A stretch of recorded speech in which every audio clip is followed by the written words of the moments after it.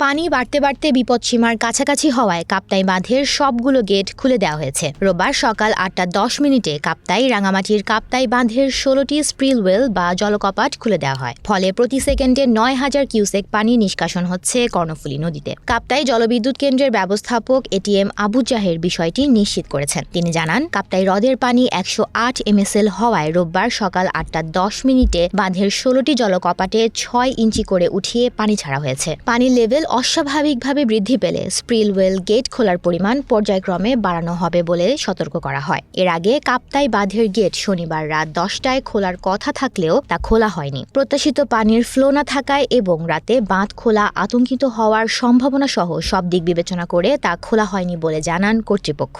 গত কয়েকদিনের ভারী বর্ষণ ও উজান থেকে নেমে আসা পাহাড়ি ঢলে রাঙামাটির কাপ্তাই হ্রদে পানি বেড়ে সর্বোচ্চ ধারণ ক্ষমতা বা বিপদসীমার কাছাকাছি পৌঁছায়। পানি বিপদসীমার কাছাকাছি পৌঁছানোর ফলে হ্রদ সংলগ্ন নিম্নাঞ্চল প্লাবিত হয়েছে।